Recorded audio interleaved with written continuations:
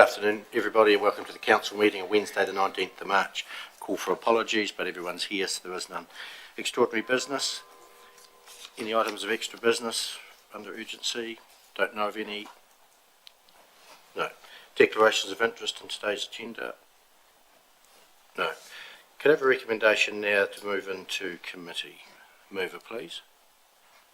I'll move. Councillor McMillan, Councillor Wilson, all in favour, please say aye.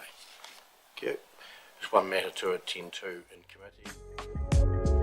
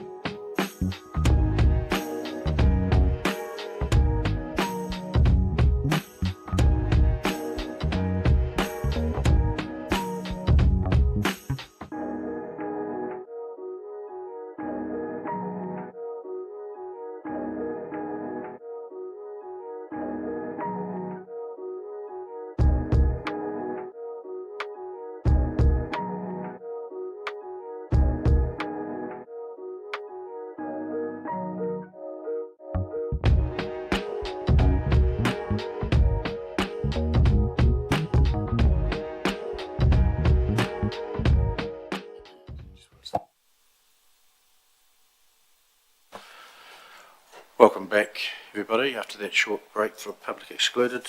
And the next item on the agenda is the confirmation of the minutes. And item number 4, page 3, council minutes, 5th of March 2025. Any alterations or additions? Page 3, page 4, page 5. Not being, someone like to move? Councillor Hooper, Councillor Cameron moved and seconded that the minutes are true and accurate record. All in favour, please say aye. Gets carried, thank you. Next item is the receipt of the minutes of the Road Safety Coordinating Committee held on the 4th of March, page 6. Move in a second, do we receive those minutes? I'll Councillor move. Mullen. Seconder, Councillor Todd. All in favour, please say aye. Gets carried. Any items in there that you wish to discuss? I do have one or a couple. The co-driver pilot finishes soon. What's likely to happen to those machines? Did you discuss that? Through the chair, yes, we did. And I think they're going to assess which. So there's 3 co-driver portals, I suppose you call them, in the district. So there's one at Ashburton College, there's one down here in the library, and there's one at Mountain Hut College. And we just spoke about maybe assessing how much they are being used and if they were still being there at the time. So there was going to be some more information provided at the next meeting. Okay. Thompson's Track, State Highway 77 intersection was mentioned. Since our last meeting, I think there's been 2, if not 3 accidents there. Is there any action being taken on that intersection? Through the chair, I could pass this on to Mr McCann, but at that meeting we were told by our roadie manager that NZTA had been advised and there had been a request put in for better stop signs at both of the on both of the signage. One's currently a give way sign. I think after that meeting I drove home and there was an accident had been that day. So they are quite frequent, but we'll wait for the update. And I have personally talked to James Cagle about it as well. Yeah, this has been ongoing for some time. There hasn't been any action yet. Can we be assured from this meeting that there will be some action and not wait till the next meeting and have the same report of another whatever there? If it needs to come from the Mayor's office, happy to do that. It seems to be a dangerous intersection. It shouldn't be, but it seems to be. And I see Churchy Kyle Road, to Churchy School is concerned there. Police have been notified that they need to monitor. Great. And then also from the NZ Police was on Seafield Road, the highlight because of the works that's going on there. Cochrane's Road stop signage is inadequate. Have we actioned that? All good concerns coming in this report through our members of the community who look after us. Mr McCann. Yes, through the chair, that has been taken on board, and the staff are following through with that. Right. Well done. Thank you. Councillor Cameron. Thank you. I'm just reading the report. Point 5.4 New Zealand Police staffing levels in Ashburton vastly under strength. Is that referring to police, or what is that referring to? Councillor McMillan. I guess that's the roading police because it deals with roading. Did they articulate how much under strength? Hamish. We just need to be a little bit careful. That will, no doubt, that view was expressed, but we have had conversations with the head of policing in this district, who maintains that their levels are fully staffed. Okay, so I'm sure this someone is has a view, but it isn't necessarily the official New Zealand Police view. Okay, can I make a comment? So this is a view of somebody not from the New Zealand Police. That was my. So it hasn't come from the New Zealand Police. It may be as simple as there's a vacancy. Yeah, I just wondered who put that in. Recruiting. So okay. Don't know. Right, Councillor Mac. Thank you. Just on the Thompson's Track intersection of State Highway 77, understand the road signs, but over the years there has been some trees planted relatively close to that intersection. As a council, can that be looked into? because they seem to have restricted vision over the years, of recent years. You could take that back to the next roading. We'll make a note of it. I see Mr McCann nodding that he's heard that comment, so we'll have a look at that issue as well. Thank you. Over the page, number 8, item 6, Stock Water Transition Working Group. Receive those minutes. So I'd like to move. Councillor Wilson, Councillor Cameron. All in favour, please say aye. Carried. Anything, questions out of that? Councillor McMillan. Just a comment, I was present at that meeting, so I know I'm not part of that committee, but I was in attendance, so I was just wondering if that could be noted, please. We can make note of that, and at the next meeting it can be put you down as in attendance. Next item, number 7, the Methven Community Board. Receive those minutes. Councillor Cameron, Councillor Todd, all in favour, please say aye. Aye. Carried. Anything? Councillor Cameron. Thank you. The dog shade in the dog park, we've removed some trees and we want perhaps a wind shade, but there's no motion in the, there's nothing in the minutes. Who pays for that? Is that out of the Methven Community Board discretionary fund, or is that happening, or what's the gig with that?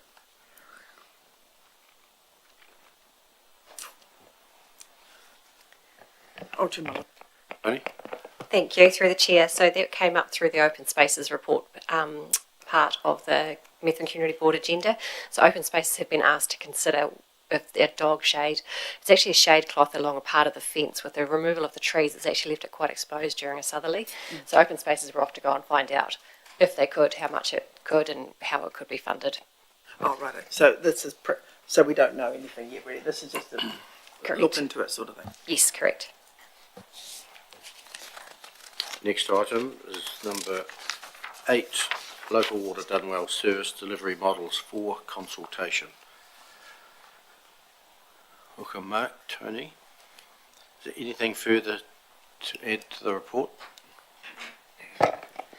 Yes, thank you, through the chair. We've just prepared 3 short slides just to set the scene for Local Water Done Well, with your indulgence, if you'd be happy for us to take you through those.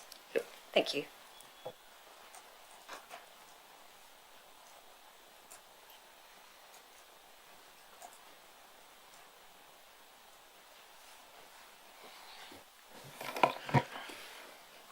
Thank you. So in November 23, the government announced the Local Water Done Well program, which was essentially a new government-led direction for the delivery of water services going forward, and to address, I guess, New Zealand's sort of long-standing issues and challenges with the delivery of water supply, wastewater and stormwater infrastructure.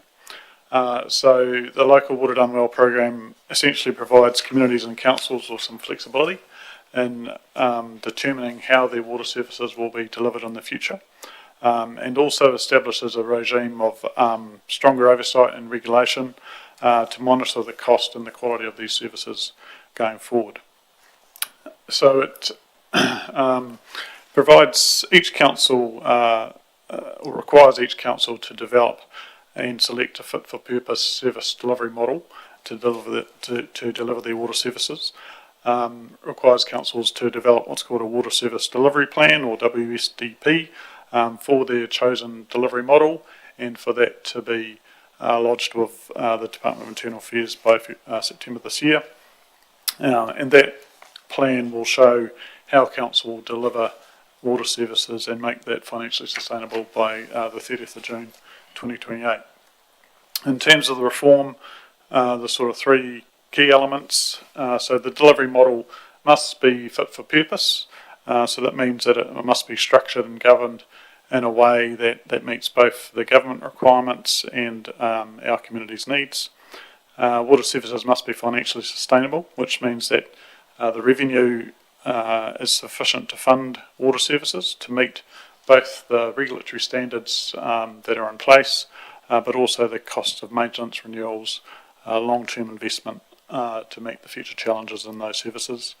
And the services must meet those new economic and water quality regulations. So that the economic regulation will ensure that consumers pay fair prices for water services, and that will be enforced by the Commerce Commission.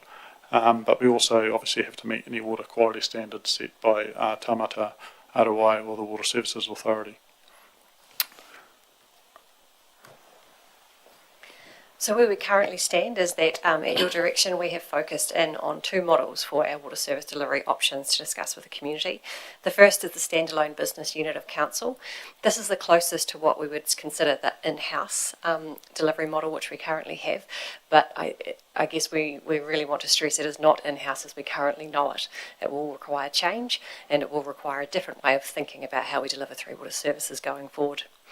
The option that we're comparing that to is the single council water services council controlled organisation, and this is a CCO model essentially. The assumptions that we've used for the business case and the modelling is that three waters are a part of whichever model is chosen. Council has considered whether it's worth to extract stormwater out separately, but given the way in which we operate it here in council and the way in which they are intertwined, we are looking at three waters, not two waters. The business case and the CD use the likely investment scenario to cover off the expected expenditure required to maintain that financial sustainability. We've run a 25% increase on capital expenditure over and above what's in the current LTP to make sure that our modelling is testing what could be coming at us in the future. And the CCO model assumes that all assets and liabilities will transfer to the new CCO. They won't be they will not be staying with council. So the key findings that we've come up with is that both options are financially viable and will achieve financial sustainability. The SABU option provides the lowest household charge over 10, 20 and 30 years. The SABU does offer greater access to debt, but it could come at a potential expense over other council activities. Whereas the CCO does have some debt constraints, which may need to be matched by increased charges to stay within limits. There are ranges of pros and cons for each of these that are over and above your financial levers, and these have been outlined in the report and the business case. We're expecting that water charges will need to increase over the next 10 years. Neither of these options leave us at status quo or seeing a decline in water charges. So just to give you a bit of an overview of the information that you have, so obviously you have a covering report that covers, summarises the local water done well program, outlines the work that's happened to date and the decisions that are required. So there's 4 recommendations in that report, one of them around receiving the information, the second around confirming the service delivery model that is chosen will cover all 3 services, so stormwater, water supply and wastewater. It's also asking you to identify the 2 models and confirm the 2 models that you want to consult on as part of this process, and then to select the proposal that is the model that you will support in terms of that public consultation. In terms of the other information that's been given to you, so you have the Morrison Lowe report on financial modelling on Stella, and the business case also on Stella, which outlines the overall picture in terms of these 2 options, including all the sort of non-financial pluses and minuses of them, and sets out a proposal. And also a draft consultation document that's being prepared, which is currently being designed up. So I think that's all for now, but happy to answer any questions. Questions, I'm sure there's questions. Councillor Lott. I'm just going to ask about the CCO model. Has there been any work done on what's it actually going to cost? Because there's going to be directors on that, and how many or what the likelihood of what they will be paid, and it'll have a CEO, and that will be a big cost as well, and that's like year on year on year, where the other in-house standalone won't have as high as that, and that'll be a question that will be asked, and I'm thinking, has that been looked at, or because it will be asked when we go out there to consult, and we kind of need all those figures, or yeah. Through Mr Mayor, the short answer is yes. So the financial modelling undertaken by Morrison Lowe includes all the predictable and likely costs of each model, and that includes the cost of of a CCO, as you could expect. So they're Just have one question. It's on the financial, the business case, and it's got the debt on water keeps increasing each year. Is there debt repayment in that table? And if so, what rate is it being repaid at? Can you please just direct us to which page in the business case you're referring to? We'll make sure we're talking about the same thing. Page 36 of my agenda, which would be page 7 of the Morrison Loan. Just while Tony looks up the detail, I did recall comment in the Morrison Low piece that at some point in the future the debt for the CCO will be less because the additional revenue will speed up repayment of debt. So I would expect that those models do take into account our debt repayment. It is faster in the CCO because there is additional revenue in order to do that, driven by the higher charges to match the financial covenants as framed in the reform legislation. Yes, and Hamish is correct. It is included within the tables that are shown there. At what rate is it repaid at? Is it over a life of how many years? We would have to go back to the spreadsheet in the background. It's generally at least 30 years, but I can go and check. I think if we could find that out, that would be good. Councillor McMillan. Thank you, through the chair. I'm on page 3, I think, of the consultation document. Right at the bottom, what's next for our water, and you've put in there in 2021 a council survey found that 97% of over 500 residents felt it was important for the community to have same water services. Was that the survey that was sent out during the Three Waters reform that we put out to sort of get a bit of a guide on what our community wanted? Through the chair, yes, it was. It was under the proposal of the current of the government at the time, which was looking at mandatory being put into different CCOs, and it was council's response to the feedback that we gave to government about that. Thank you. And a further question, if that's okay. I see on the consultation document there's just the one question. Is that all that's required to be asked on which? I mean, we've got our proposed model, and then we've got the alternative. So is that the only question we should be asking? Is which one? Essentially, yes. Yep. Nothing else. No. But there's a comment box there where people could put other suggestions in. If Correct. they wanted to suggest another option, Yep. they could put it. Correct. Yep. Councillor Wilson? I'm probably just going to tackle the reforms by the government.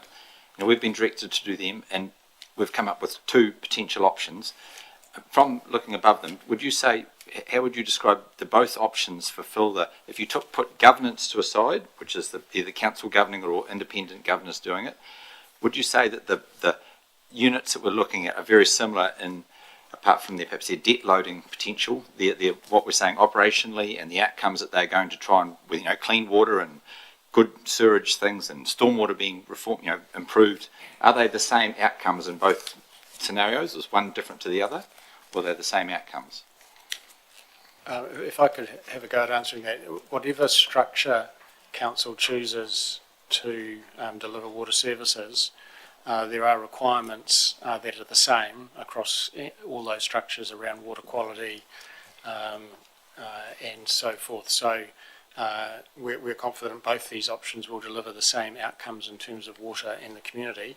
They just are subtly different in their structure, their governance, as you say, and pricing, particularly initially.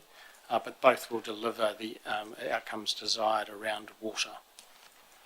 And just to clarify that those outcomes are a lot higher level of service than what we've had in the past. So effectively, I'm just trying to draw down to understand that we're not looking at like what we're doing today and like we're doing in the future, but at the same time what we're doing today is not, we're looking to enhance that, and that's what this whole reform process is about. Is that sort of the... Through the chair, yes, correct. We can see increasing standards coming at us and increasing requirements to keep lifting the bar across the Three Waters activities. So each of these models will fulfil those as we understand them at this point in time. Just before I go to Councillor Cameron, I have a question around you mentioned that the government says it needs to be better governance and better structure around the three local water done well. In the document we've got, there's no indication of how governance will be stronger, is there? I think the single focus of a business unit is not the status quo. So governance of that business unit will be stronger simply because the business unit exists in a very ring-fenced and finite way. So even within council, the governance, the structure sets itself up for stronger governance. We're also conscious of the Three Waters Committee that council has established under the current arrangements, and that committee will no doubt continue its role to govern the Three Water in a very focused way around an in-house business unit. Yeah. So when will we learn how the governance will be stronger than what it is now? If the single business unit becomes the preferred way of delivering, when will that governance structure be shown to council?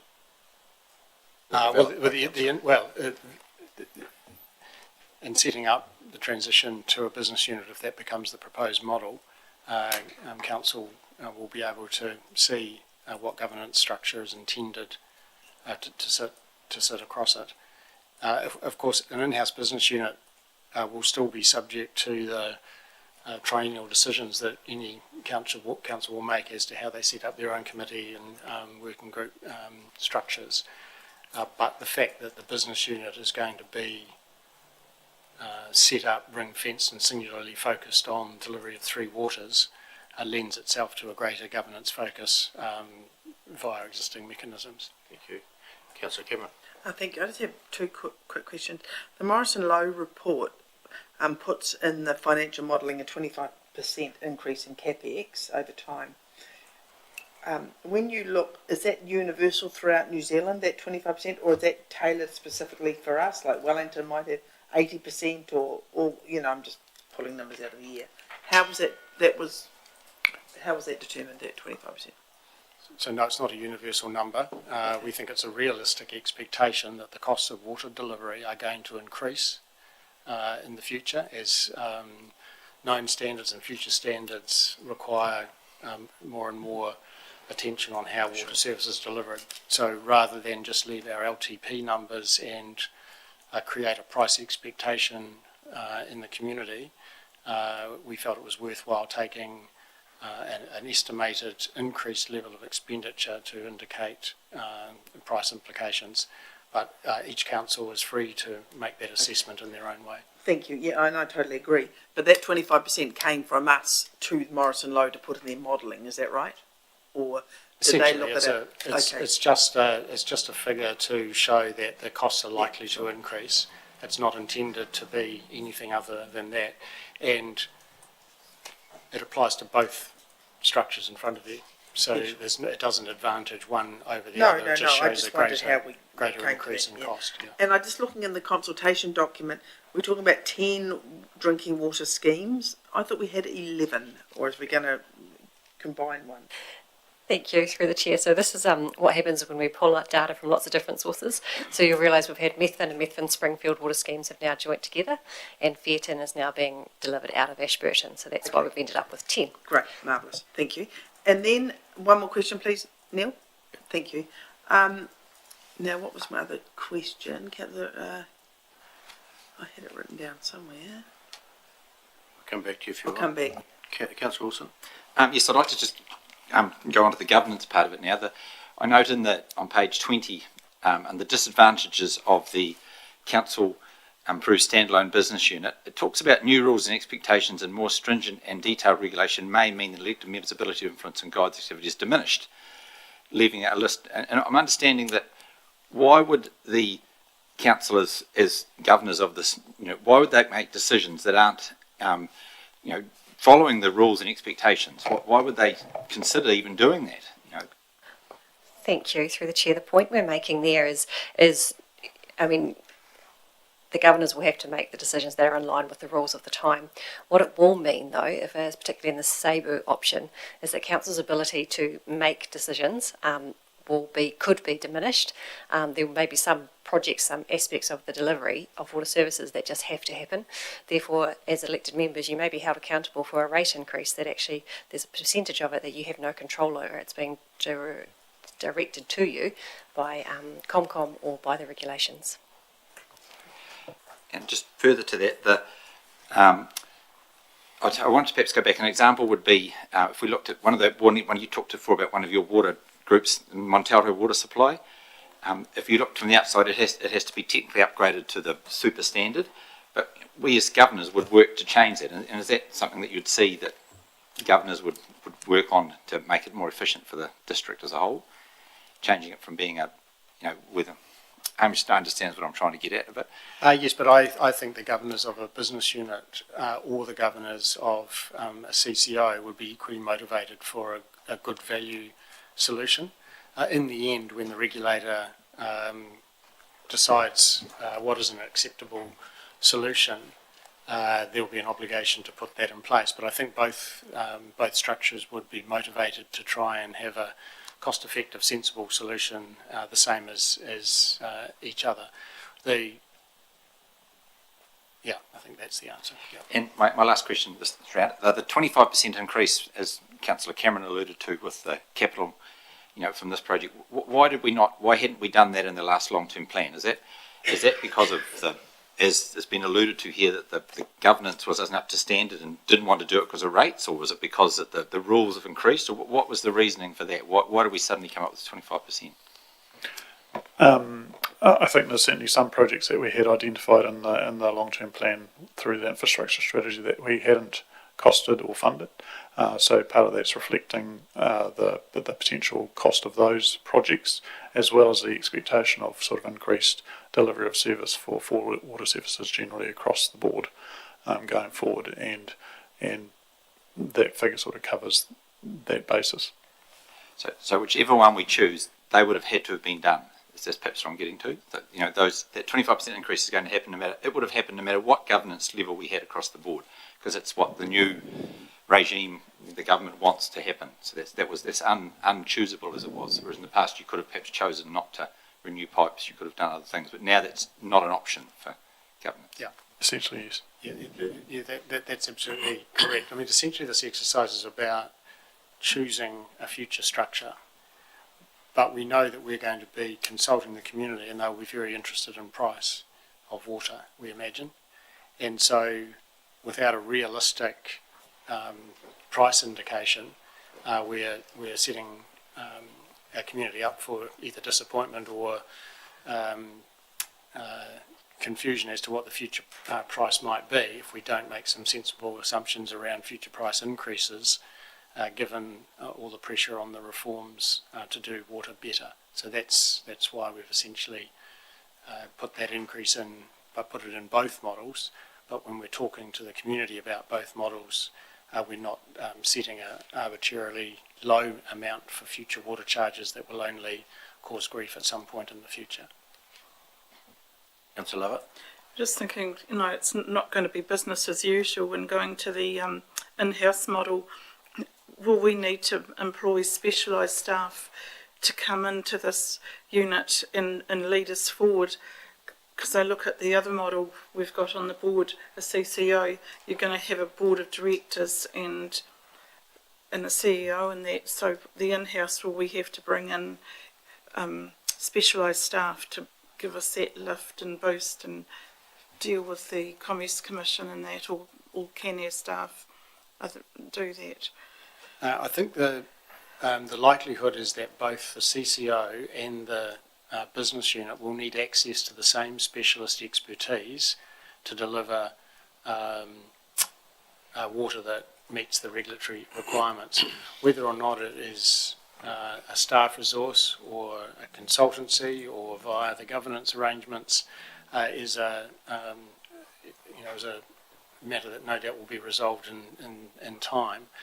But the CCO and the business unit will require the same access to specialist advice in order to deliver water services. So again, it's not really a distinguishing factor between these two models, because any model will be dealing with the same regulatory environment.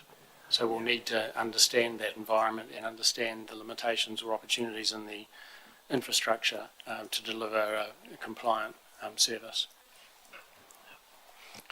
With the directives we're getting from government, they talk volumetric charging, water meters. Will there be an obligation in the future to go to volumetric charging? We can't answer that. We've not seen any regulatory requirement to do so other than anecdotal expressions of commentary. So you would have to make your own. There's no directive so far. There's no directive yet, No. so you'd have to make your own assessment as to whether that's likely or not. Is that correct? Yeah, there is an obligation for a CCO model to move towards either a water charging regime or a volumetric charging regime within 5 years. So they're not allowed to use property value rating as the basis for their charging. So there is that differentiation. So the single business unit doesn't have that same requirement? No, they still have the ability to use rating, but I guess the conversation then is about the price of water and whether we're enabling those who use it, the benefits to those who use it. So could I just follow that? So just to make sure we've got that clear, the way we currently charge for water via a fixed charge, which is not related to property value, would be still available to the CCO and the business unit, though. It's already complying, if you like, with that CCO directive. Correct, yeah. Councillor Cameron? Thank you. In the agenda, council agenda, page 16 talks about, point 19 talks about 11 drinking water supplies. I'm just thinking for consistency. When I go to, and my next point is when we go to the consultation document, we talk about 20% of our current dollar spent is on water and 50% is on, here we are, almost 20% of all council expenditure is spent on running these services, nearly 50% on work to improve them. Is that 50% of the 20%? It's ambiguous, or 50% of all council income, which I don't think would be the case. Yeah, no, sorry, that is a little bit confusing. We appreciate that. So Yeah, it's not there. I'd fix that before that goes out. yes, Yeah. so what we are saying there is 20% of all council operating expenditure is what we're talking about. So the stuff that we spend on day-to-day stuff. Yeah. And then the 50% is to do with capital expenditure. Yes. Councillor Hooper? Thank you, Mark. Can you go up one slide? So page 2. Can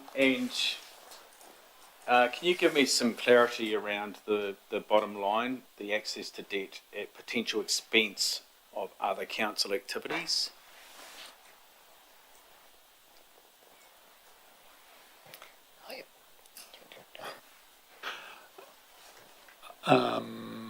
So I guess the point there is that because the water services debt as a proportion of the overall council debt is much higher going forward, that there'll be less debt headroom to pay for any other council activity work.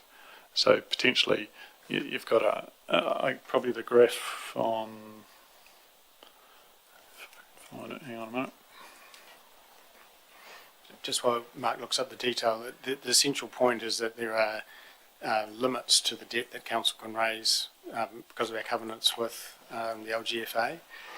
And so the more debt that we raise for water, if it stays within council, the less availability there is for debt for other activities.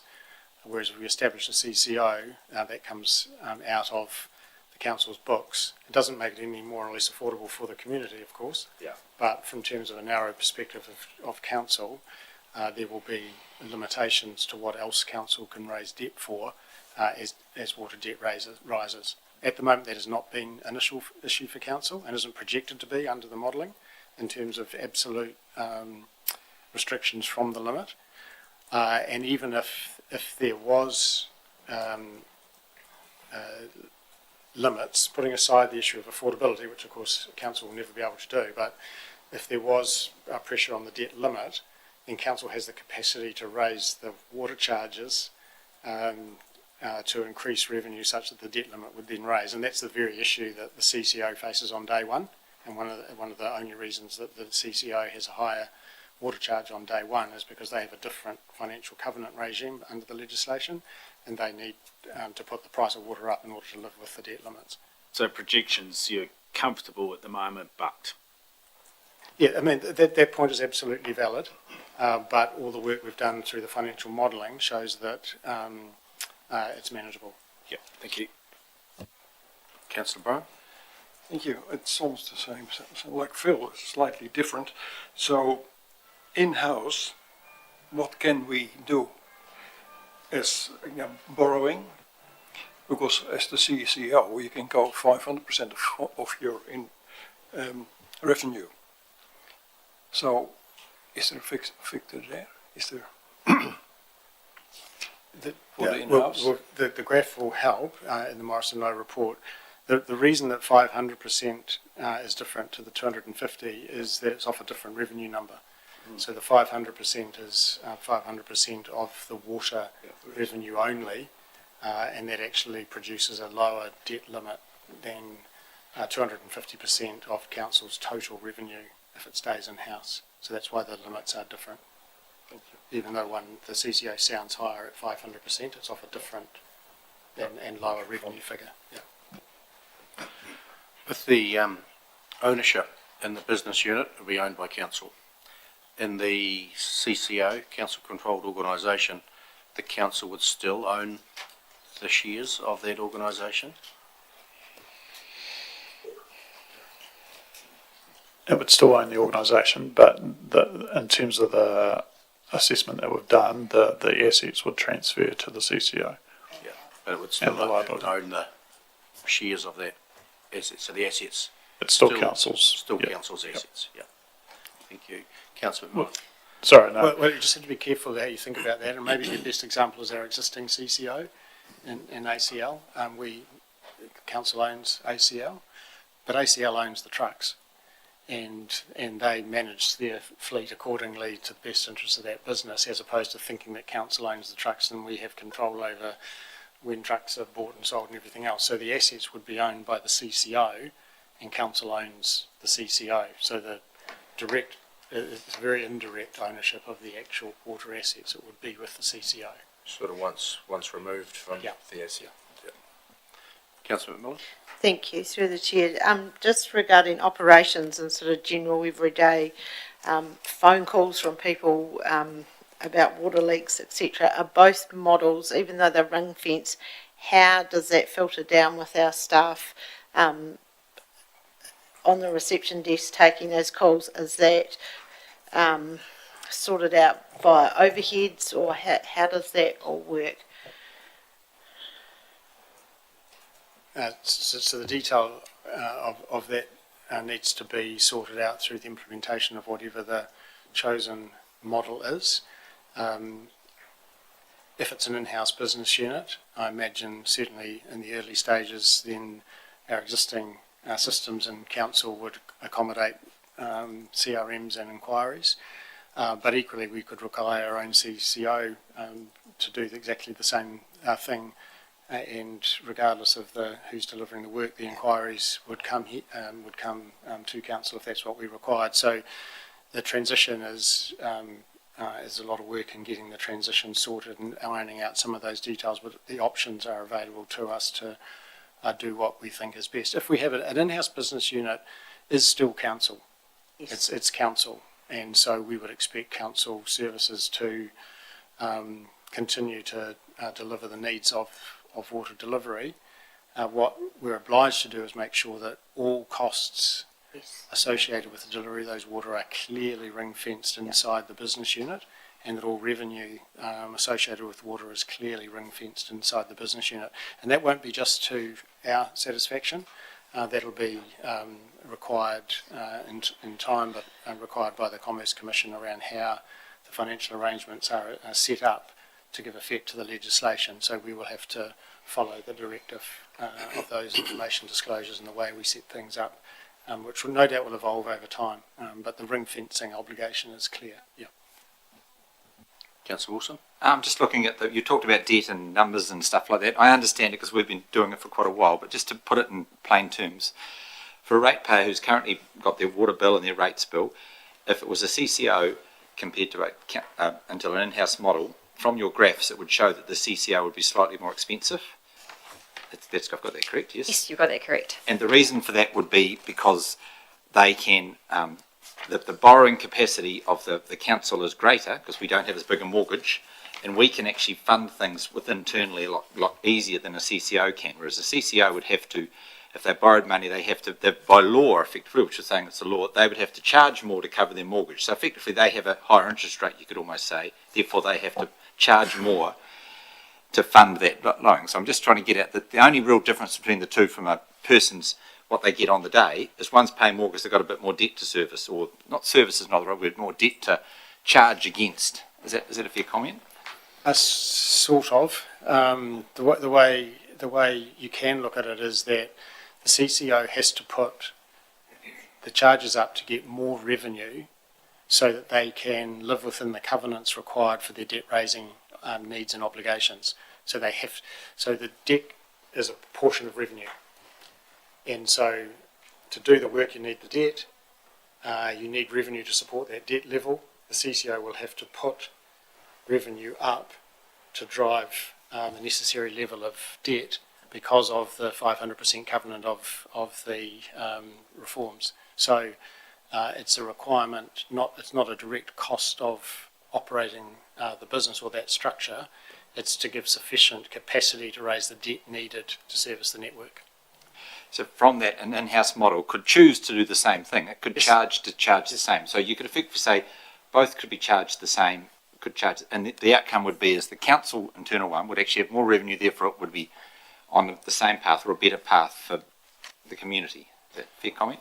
That could be the same. I couldn't make a comment on that your final point, but the Morrison Loeb report does refer to the fact that the in-house business unit could choose to raise revenue at the same level as the CCO in order to repay debt more quickly or increase the debt level. So yes, an in-house business unit could choose a different water pricing regime, and that's referred to in the report. I guess the rider on that would be you'd still have the Commerce Commission rules coming in, which could impact that in terms of how much council could raise. Page 2 of the Morris Lowe report, there's a couple of graphs in the blue shaded area is the range. What's that range of? Thank you. Through the chair, this is through Morrison and Lowe's work that they've been doing with other councils, and that's showing the range of average annual water charges that other councils are charging throughout New Zealand. So it shows how we sit in proportion to others. It's not exclusive to fully New Zealand. It's just the ones that they're aware of that they've been working with. So it's showing us that we're at the bottom end of charging compared to other councils in New Zealand. Compared to other councils that Morris and Lowe have done work for. Right. How many councils have Morris and Lowe done work for, do you know? I don't personally know. It might be 10 to 20. We're not totally sure. It's not 2. It's not. It's definitely more than 2. Yeah, right. Thank you. Councillor Cameron. Thank you. Page 2 of the Morrison Lowe report says council debt to revenue ratio must be between up to 250%. But it also says that the assumptions advise you can increase your water rate, which we've heard from Hamish, to make sure that we keep that debt level. You know, we can increase our what we charge via rates for water to make sure that we maintain that debt to income ratio, doesn't it? Yeah. And if I can be clear, the same people are paying, whether it's a CCO or an in-house standalone, it's the same people are paying. Yes, that's correct. Yeah, so it's not a magic moving over of people from the different group of people. It's still the community in Ashburton and Methven and Springfield and everywhere else require. The average, and the Morrison Lowe report also advises it's fully depreciated from day one. Is that correct? Have I got that correct? The asset? To reach financial sustainability by June 28, so it's fully 100% depreciated from that time. From starting 28 or starting with by 28, by June 28. Yeah. Thank you. I think that's Councillor de Wilson. On page number Oh, it's in the consultation document. The sustainable. It says the water-focused nature of a water CCO eliminates the competing priority scenario, which is inherent in the statement of business use. What does a competing priorities scenario mean? Why would a council not do water and do something? Is that what you're alluding to? When would a council do that? When would a competing priorities scenario turn up? What does that mean? In the consultation document, is it? It's in the page number. It's an appendix, alternative option under way down the bottom there. Give a page number. There's 14 pages there. Oh, it's in the Page 6 of the consultation document. 6. Thank you. Through the chair, this is what we were alluding to earlier. Say a council has a desire to have a rate increase of a certain percentage, say a 5% rate increase, and there is a 4% of that rate increase is going to come for that particular year because of whatever requirements you have under the three waters. That will mean that you're in that trade-off space of saying, actually, this is the one that we can afford to do over this project and this and another activity. So that's where the trade-off area starts to come. But wouldn't the legislation, though, dictate that you'd have to do it? You wouldn't have a choice, but not to be doing prudent management and all that sort of stuff. And so the water services plan, delivery plan, that would lie out this path forward and takes away that choice of building an art gallery maybe instead of sorting the sewage out. Through the chair, the water service delivery plan, yes, it will, and the requirements that are coming from government will require you to meet whatever standards.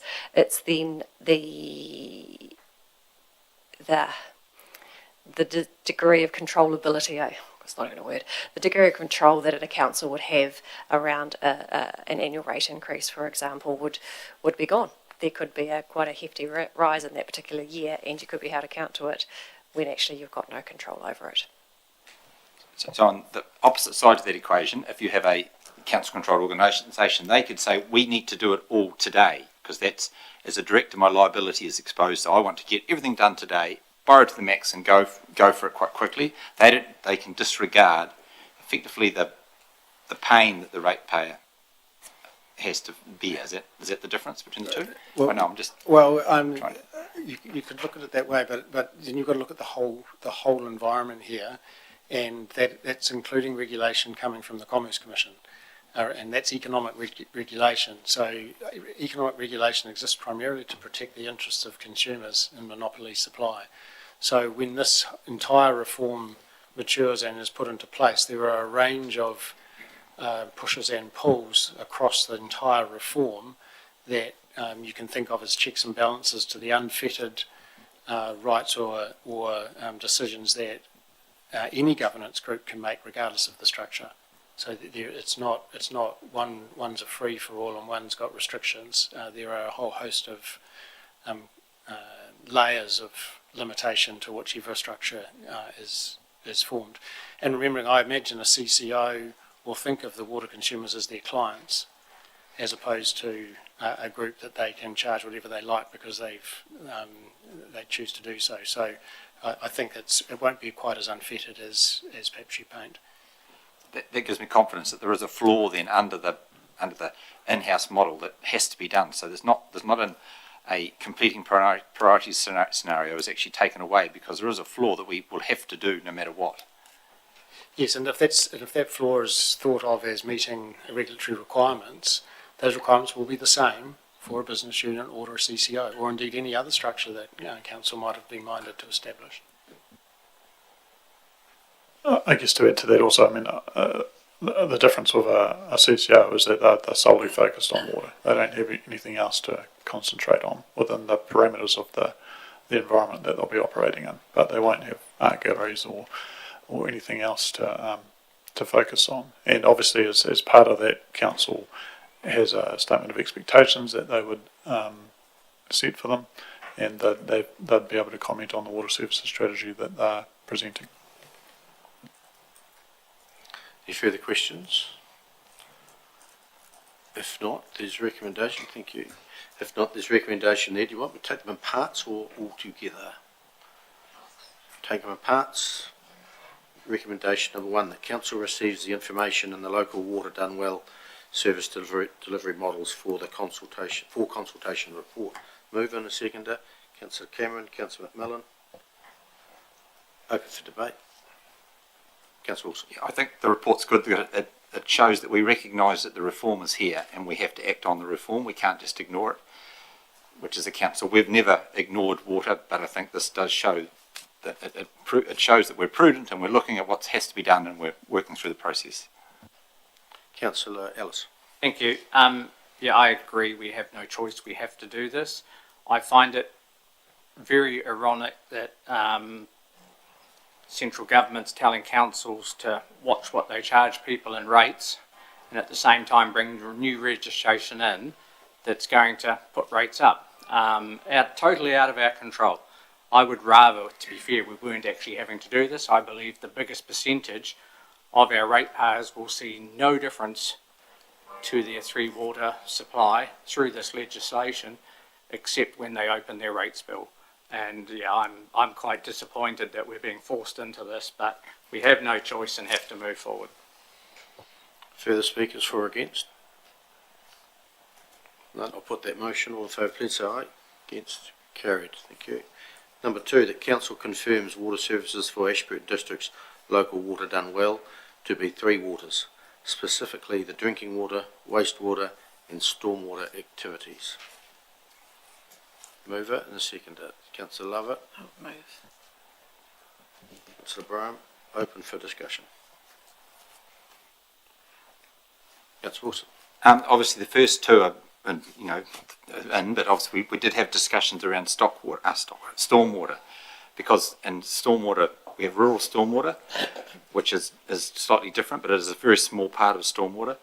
But also, we have to have it in effect, because stormwater is, if we think of Methven, the main street, the stormwater goes under it, everything's together. So if you had stormwater out, it would be impossible to manage. That's why it has to be in. But I just think there has to be a red flag perhaps around how does rural stormwater fit into this. Councillor McMillan. Thank you. I speak in favour. Initially, I thought just the 2, drinking water and wastewater, would have been sufficient going forward, but I think we had a presentation around the stormwater and the reticulation and how it affects our township, so it actually makes sense to have stormwater and its 3 waters going forward.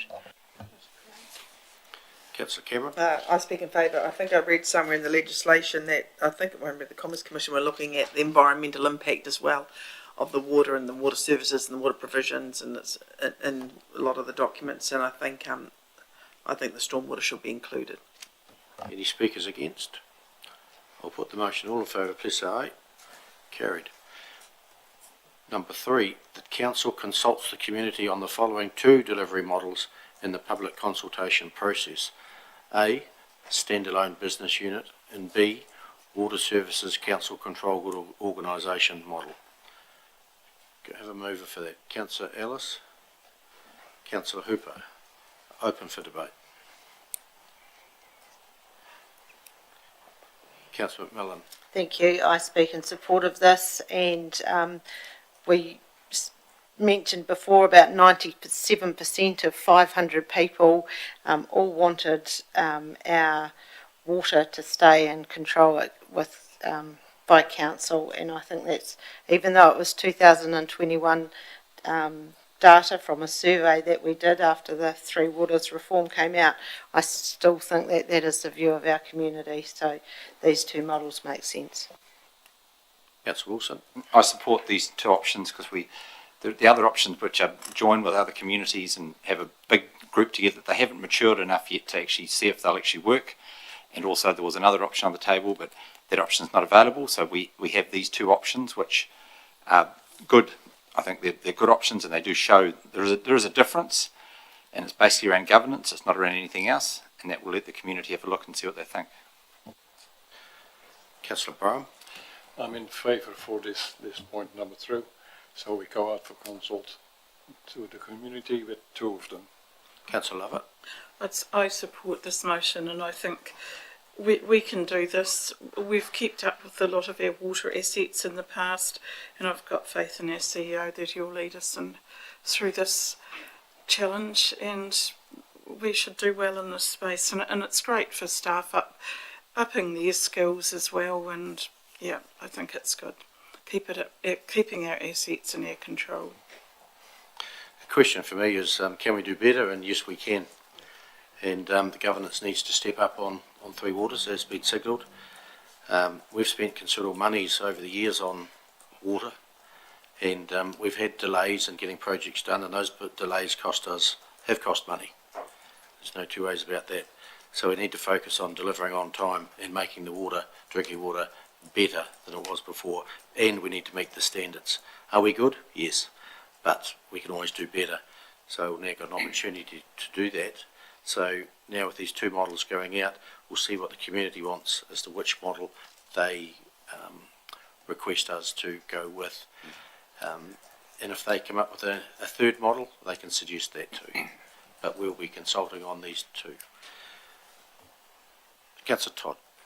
Thank you, Mr. Mayor. Yes, we have been doing water services in-house for a very long time, and I would suggest that we've been doing it reasonably well.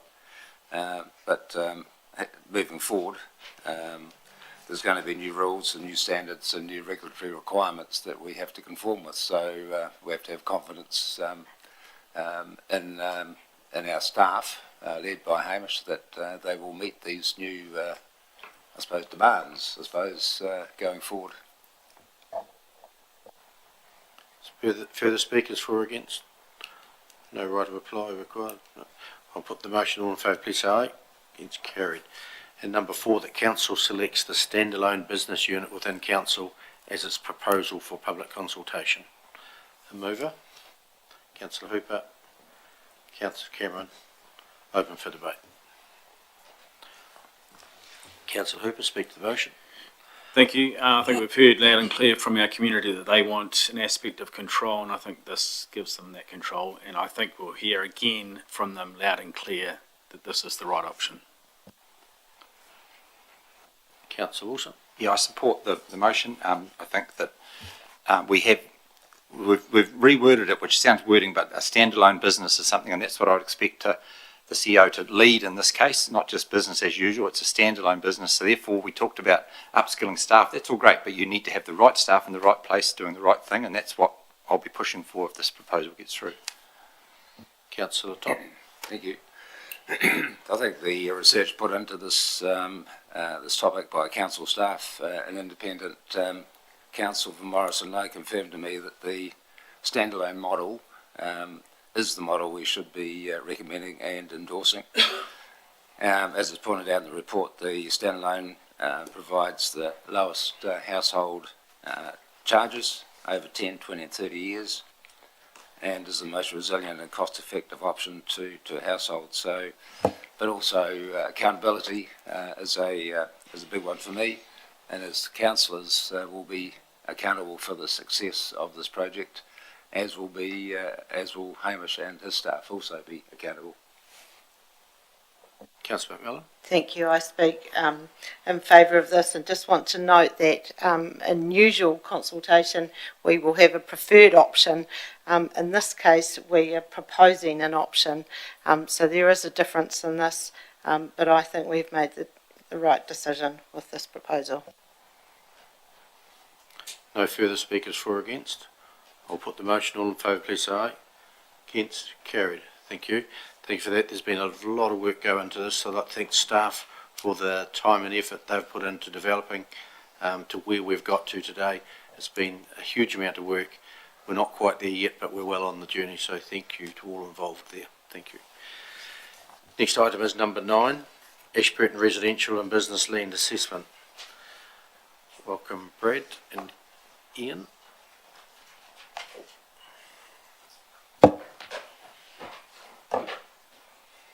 Anything further to add to your report, Brad, Ian?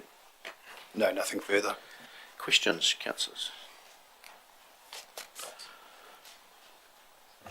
Councillor Cameron. Thank you. I'm just going to go back up to the top. This plan change has gone to the commissioners. No, we're not on plan change yet. We're on Ashburton Residential and Business Land Oh, Assessment. I want to link it to the. I'll wait to the next one because I want to link them together.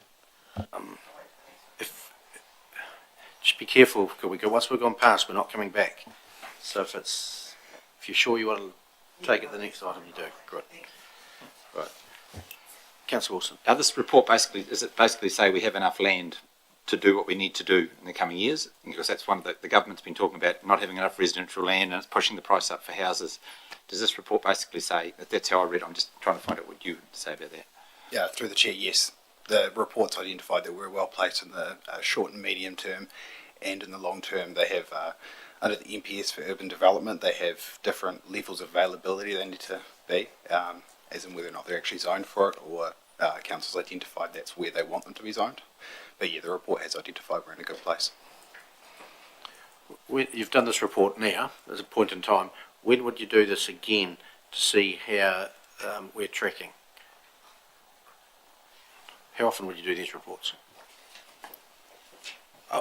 Yeah, we would imagine probably 5 years would be inappropriate, but if we do have a significant amount of land take up in the next couple of years, then we can certainly do it earlier if required.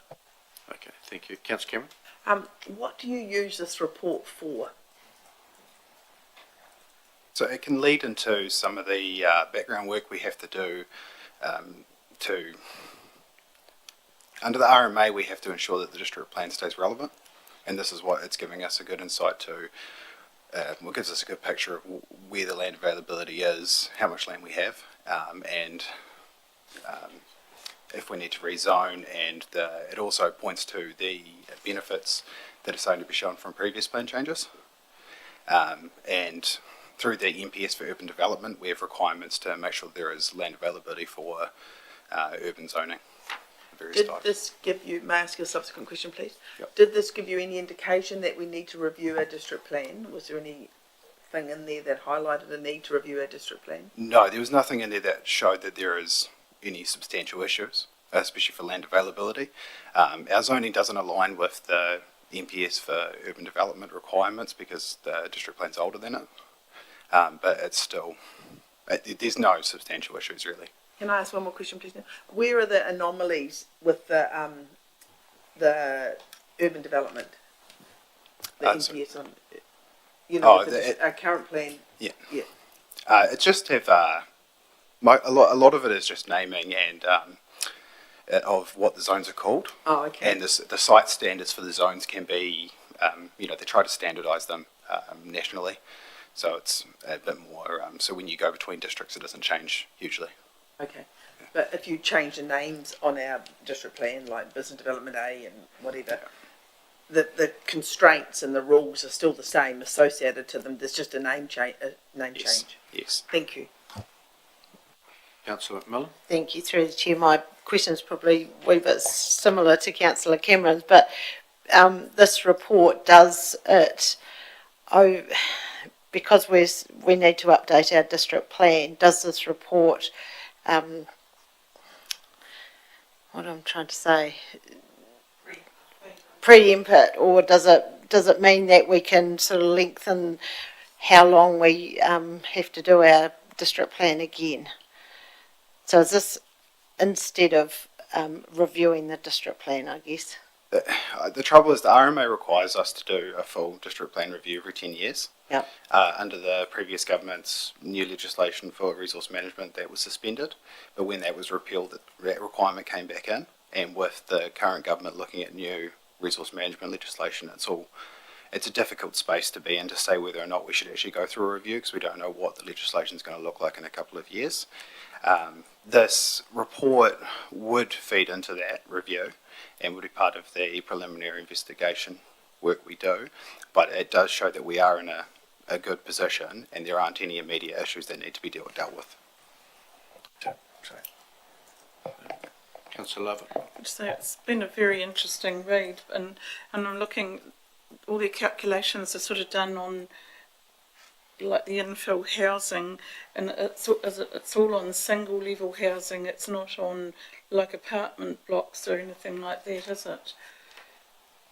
Through the chair, I believe the residential A part of it may have had some multi-level, but yes, we primarily have residential B and C zoning, and they would both be assessed on single layer housing and to the site standards, which would prevent you from having more than one dwelling on the sites, unless it was subdivided. The big concern I had there, we're just looking at the land we need for future housing. It's just going out and out and out and on the rural farmland, so it doesn't really trigger any points that you might kind of have conversations with developers about going upwards instead of out. That doesn't really trigger that, does it? Or say, or It was looking at the existing zoning, so it didn't look at the changing of any zoning, so it looked what you could do within the current zones. Yeah. We can always look at extending, starting to spread the residential A zone out, and then the residential B zone out, and then the residential C out, to reflect that, so that we can encourage development closer to the centre. Sorry, through the chair, just one other question, just to elaborate on that further. The residential A zone, which is the centre, the closest to the town centre in Ashburton, actually allows for apartment style living. So the capacity is there, and the plan has envisaged that. It's just that the market to date hasn't generally taken it up, except for perhaps the Mona Square apartments that you'll be familiar with. That's the first one of that style living that we've actually seen. But hopefully there'll be more. Question time over. Thanks, gentlemen. There's a recommendation there. A mover, seconder, Councillor Brown, Councillor Cameron, seconded. Open for debate.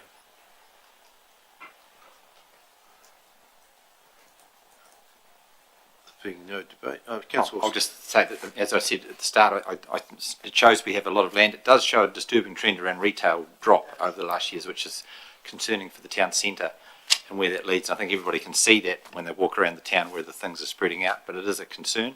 But it's shared across the whole country. If you look at the reports, and many other towns have the same problem. But it's very good to see from that report that we have, if you want to build a new house in Ashburton, you can buy a section easily and it's at a reasonable price. Whereas to some towns, that's not the case. Ashburton's certainly an affordable place to live. No further speakers for or against. I'll put the motion. All in favour, please say aye. Against, carried. Thank you. Next item is number 10, proposed private district plan change 6. Lauren and Brett, welcome. Anything further to add to the report? No, nothing further. Questions? Councillor Cameron. Thank you. Through the chair. I have a question, and it sort of relates to the previous conversation where we identified no need or no urgency to update our district plan that seemed in line, with the exception of the naming. Essentially, we have different names for different things around New Zealand. But we presumably upheld our district plan, of which we spent a lot of money developing and supporting and putting into practice. And the applicant presumably disagreed with that, and as is his right or her right, went to asked for an independent commissioner to review the situation. Have I got that correct? So the RMA allows for, if people, so we produce the district plan and we do through the plan change process, and we address issues known to us. Mm-hmm. But quite often a developer might come across a large section of land that's become available for them because, they're developing what they can purchase. Mm-hmm. And they buy that piece of land, but the zoning requirements doesn't allow them to do the development they want. Mm-hmm. So then they go through the process for a plan change for that specific site to change it to a different zoning generally within the district plan. And then through that process, so they apply to the council for that. We do a bit of a check of it to make sure it's complete. Mm-hmm. And we do the processing for it, and then we go to a independent commissioner to manage any that's where they go through the process of the applications notified, there'll be submissions, and there may or may not be a hearing, and then they make the recommendation to council. So it's not necessarily that it's reflected that private plan changes are generally to address a specific piece of land because that's what the developer wants to use that land for. Mm-hmm. And that's generally just because what they've been able to buy.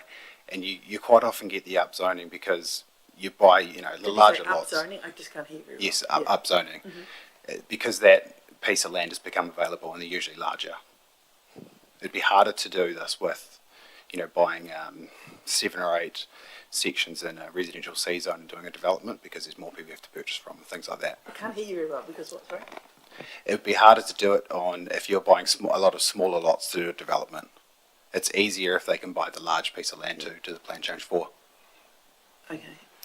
I think, sorry, just to add to what Brad said as well, the other thing to say is that we have a number of inquiries about plan changes that come in at pre-application stage that we discuss with people. And there are significant numbers of them where people are proposing plan changes where either we or conjunction with our service delivery colleagues or whoever else say, actually, this is not the appropriate space for it. And if you advance this, it's, you're going to have issues. So not every plan change that we see at staff level ends up as a plan change that comes to you for decision. I've seen very few. May I ask a subsequent question? When we read the previous report, it shows that we have a lot of existing residential land that could be used to build accommodation in the short to medium term. So why has this come to this point where we're getting residential land on Alpha Forest Road where we have other residential land throughout the district? Like, do we need this residential land? Like, what motivated this? Was it primary property profit motivator from the developer, or was it something different, or what was the motivation for doing the subdivision? I would suspect it's primarily for the financial reasons for the developer. They obviously can see that there's a market for it to sell them. They were able to buy the land, and they think they want to go through this process because it's economical for them. And one more question for just clarification. Did the council oppose this land change?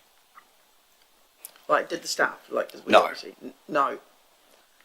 So the assessment is, through the chair, the assessment is whether or not there's any harm from changing one zone to the other. Mm-hmm. So the assessment will be if there's a great demand and we've got a really shortage of residential D, for example, we might say, well, actually, as a recommendation, no, this is, it's better served to be kept as the existing zoning than it is to change.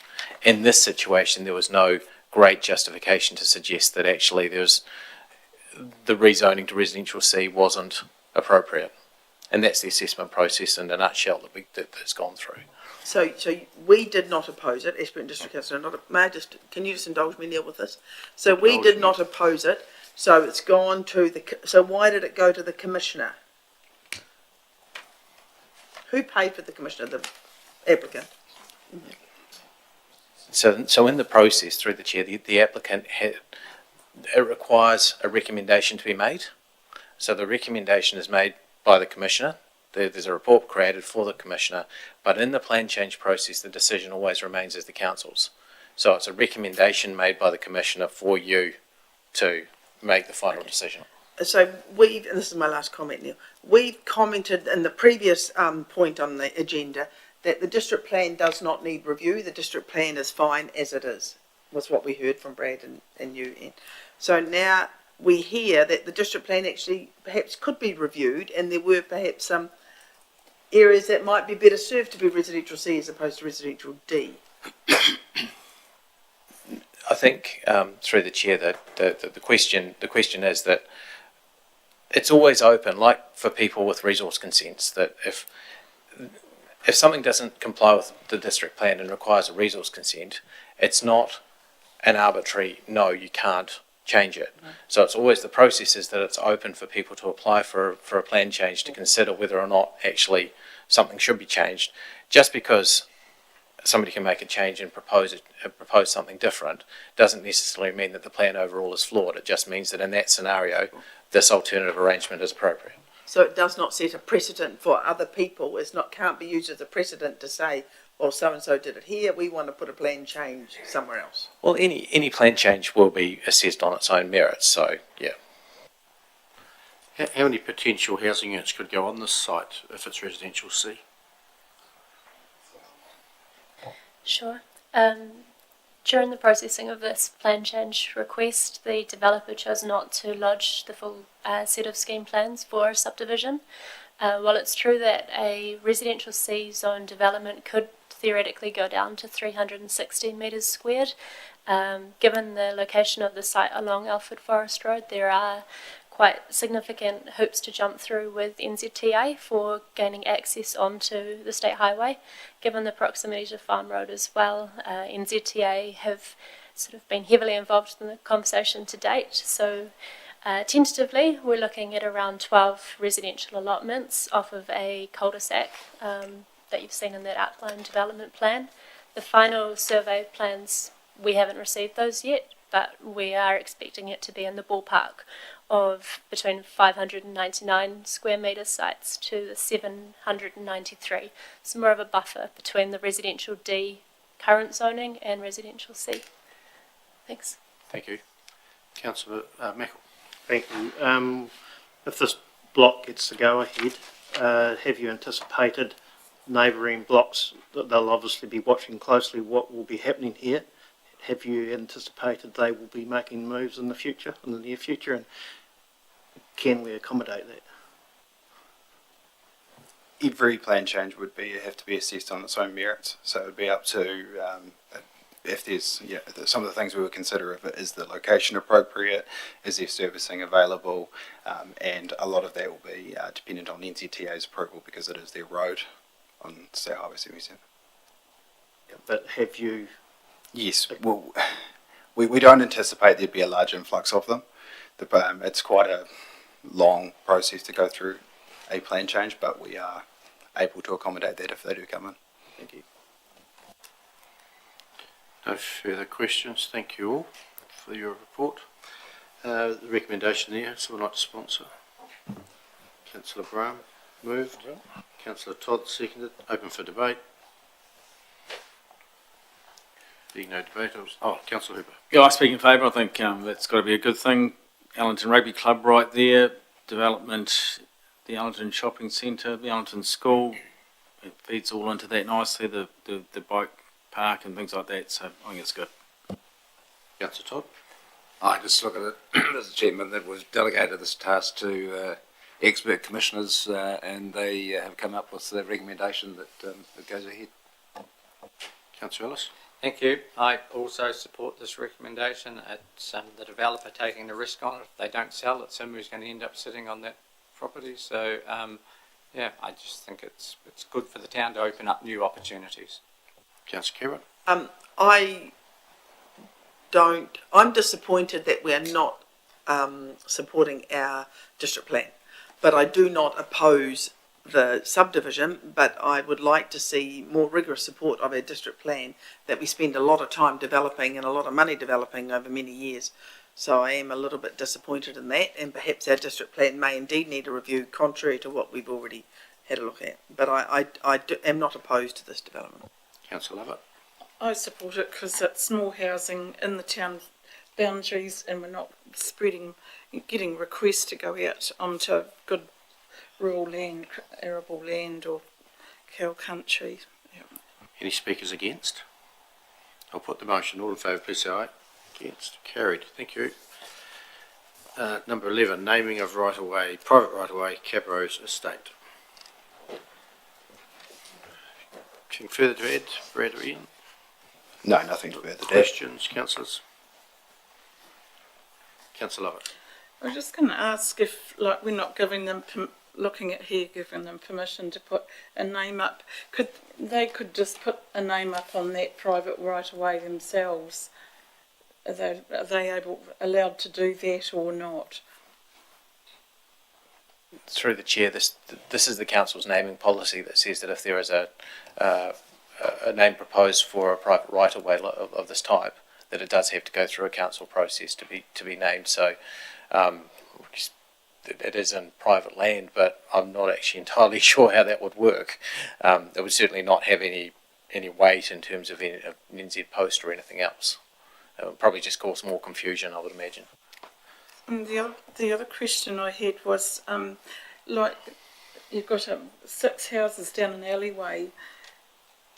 When you've got an emergency, whether it's fire or ambulance, how do they find those houses? Because on our streets we're getting so many laneways and alleyways and things, and it must get confusing for the emergency services.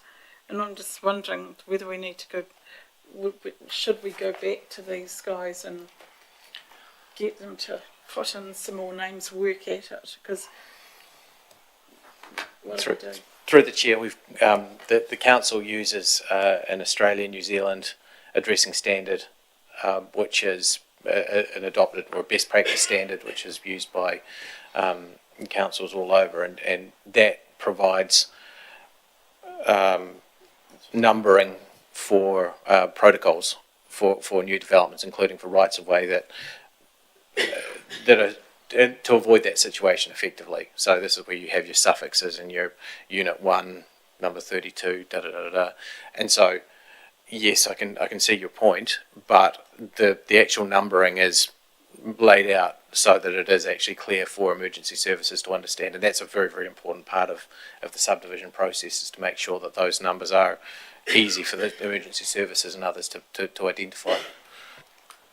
As I understand it, you're recommending no name be put on because it's against our policy, because they have not given 3 names, and the reason they don't want to give 3 names is that they want to name this right away Don Church Lane. Only 1 name. They don't want us to put another name on. They want Don Church Lane to honour the late Don Church. He was involved in the subdivision. He's done a lot of work in the Ashburton district over his many, many years here, and this is a way, if we name this Don Church Lane, of honouring a stalwart of this community.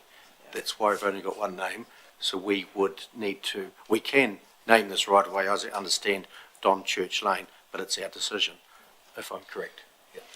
No, you are correct.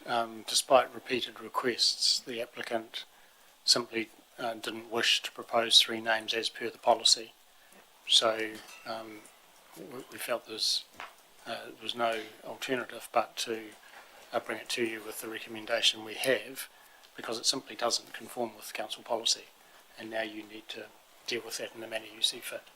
And we can make our own recommendation. Councillor Thank you. Which I was going to suggest, when you look at option 2, name the road, there is no obvious reason from a staff perspective for the rejection of the nominated name, other than it didn't have 3 roads, 3 names, and concern with regards to application of council policy consistently in the future, which we ignored with the district plan thing earlier on, where we said there was going to be no use of that as a precedent for the future. So I think I think it's pretty small of the council to reject it based on the policy, and I would like to go for option 2.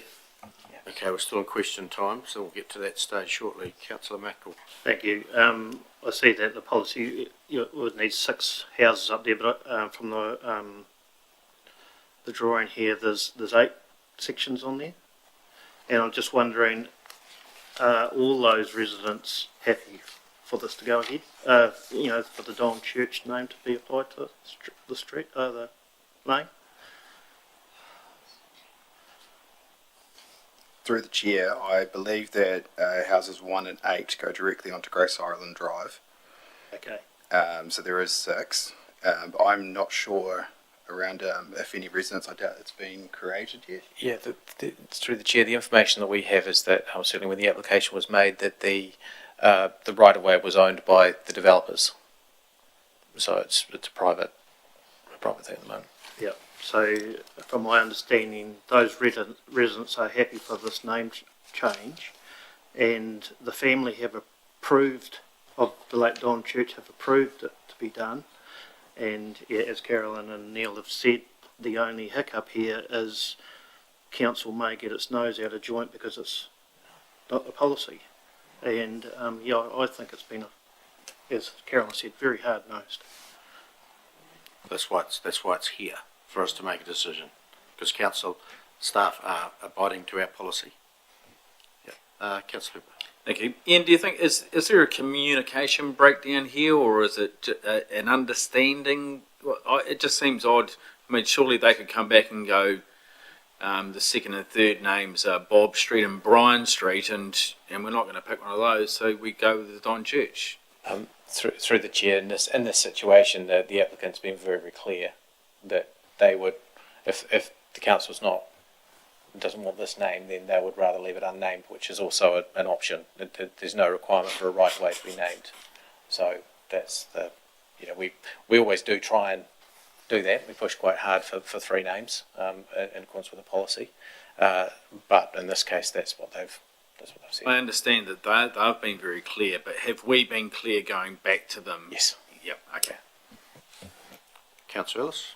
Thank you. And yeah, we do have to be careful here. There is a very set policy on this, and I'd be disappointed if we don't name it that, but they've had a great opportunity here to abide by the policy, and, you know, they'd have requested Diddley Squat Lane and, you know, Stupidity Lane. It's all they had to put on the paperwork, and this would have been ticked off, and we wouldn't be having this discussion, I don't believe, because it would have been very straightforward and they would have met the policy. So I think they've dug their toes in to either have this or have no name. And I'm undecided. Councillor Meikle? Yeah, on that, Russell, this is it. If we go back and say that we don't approve it, they're not going to reapply that, they're going to accept that it's... You got a question? Yeah. No, I've got a question. Fold that round how you like for a question, but... That'll move into the next part then. And the question, Councillor Cameron? No, I'd like to move. No, you can't. I can't yet. Not yet. Because the Mayor is going to move that the council names the right-of-way Don Church Lane and using option 2.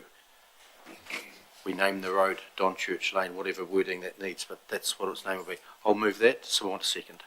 Yeah. Councillor Hooper, second. Open for debate now. Really? Thank you, gentlemen. Who's... Tony? Thank you. Yes, I'm sympathetic to this decision. There's no doubt that Don contributed significantly, not only to the Methven district but also to the district as a whole. So if we can in some way recognise his contribution to this district, then we should do it. Councillor McMillan? Thank you. I will support the motion, but only because I know that that area can, as Councillor Lovett mentioned, be mixed up when emergency services are called, and I have been contacted about that in the past.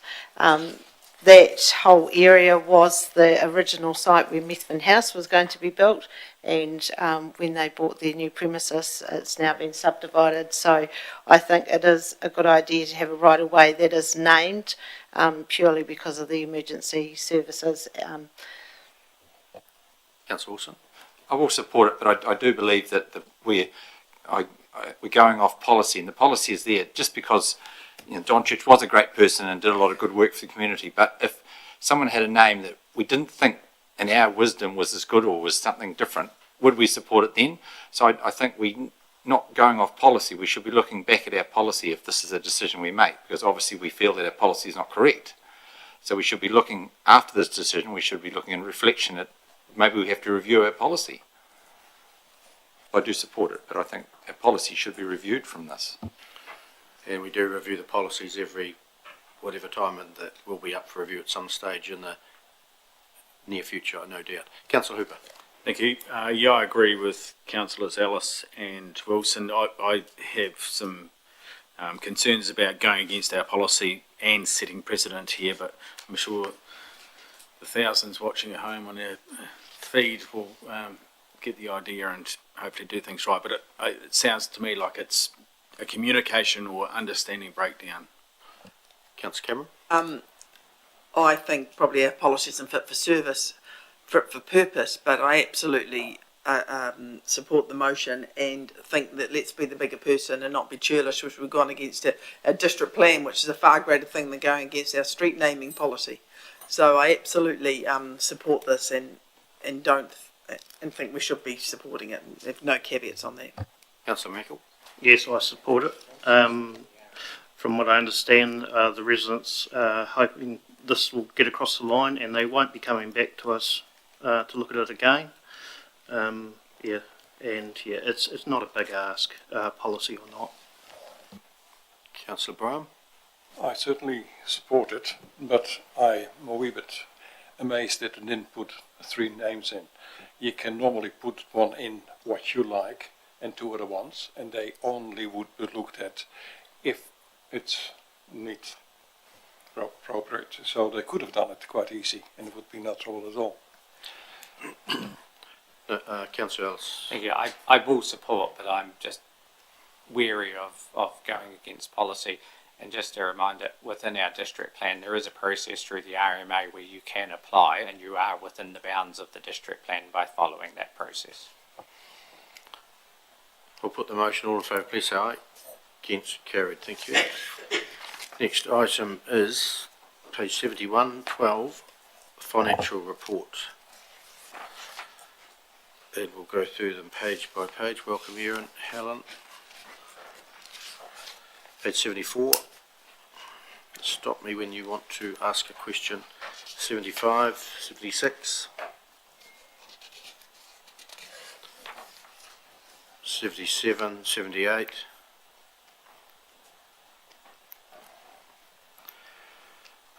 It's probably not a question for this committee, but the drinking water operating expenditure is going over. I presume we'll have a report to the Water Services Committee as to what's being done to address it. It's probably a Hamish question. Yes, I do notice that we have, on this report on page 78, we have said, yes, there will be a permanent variance. So Council does have a, albeit brief explanation, the second item on page 79 as to why that variance does exist, but we are expecting a permanent variance at year end. Yep, and just one further question on that page from myself. On Montalto Water Supply, we're putting pilot trial of 3 units on.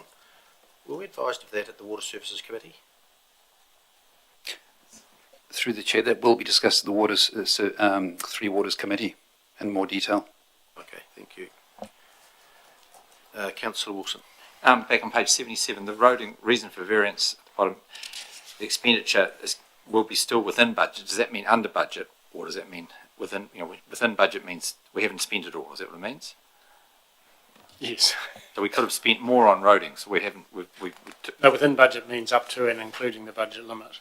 Yes, I'm just making sure that it's not within. Won't be over. Within is not substantially. So we didn't. I'm just checking that we didn't leave some stones unturned as it was to improving our roading. No, we've turned all stones, Councillor. Thank you. Page 80, 81. And again, the operating expenditure of wastewater, it'll go to the Water Committee for discussion. Page 82, 83. 84, 85. 80, Councillor Caroline. 86, please. 86. Can I do that? Library, permanent variance? Yep. It's the depreciation. Did we discuss that, didn't we, that we were going to depreciate this building? Did we discuss that, or was that, I think we did. Is that the implementation of that conversation? Not just depreciation, though, the operating costs as well of Te Whare Whakatiri. But we would have budgeted if we would have known the operation. Are we talking about power and things? We're not talking about this, yeah. We didn't know. It was a brand new building we've moved in, and the costs are greater than budget. And this is one of the, and it's primarily because the library is its footprint is so much bigger, if you like, than other activities of the building. So it's wearing a bigger share of the additional taking a costs. larger allocation, yeah. And that is corrected for the year 2 or year 1 of the long-term plan. The future budget is reflecting the costs that we know the building has incurred, plus the initiatives we have to try and reduce those. Thank you, Hamish. Page 88, 89.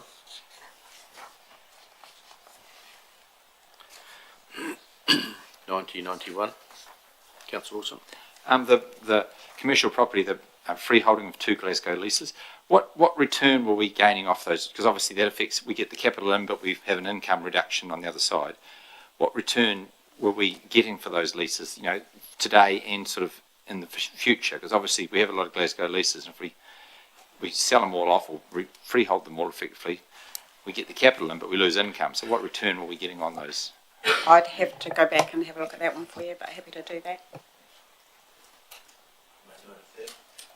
Make note of the question coming back with the answer. Councillor Ellis. Thank you. And is it correct on Glasgow leases, I think the rent review is only every 21 years or something, so when year 1, they show quite a nice return. Year 21, it's fairly 7, is it? 7. Lease, yeah, and every 7 years there's a rent review. Yeah, okay. And the return on the proceeds of the sale, in terms of a right of return, will depend on what the proceeds are used for. Yeah. 92, 93.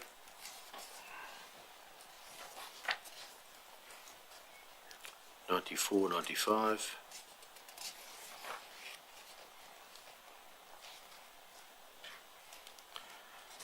96, 97. Just a question on page 97 around Te Whare Whakatiri. There will be a permanent variance due to vacant tenancy on level 1, but the dollar sign is favourable. Should it not be unfavourable if they've got no tenant because they're not paying rent?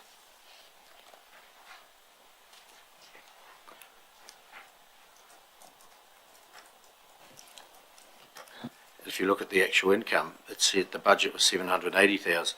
The actual is 1.3 million. So is the narrative actually related to that line? We'll take a look at that because it doesn't appear to be correct. Okay, we'll come back with an answer to that at a later date. Thank you. 98, 99.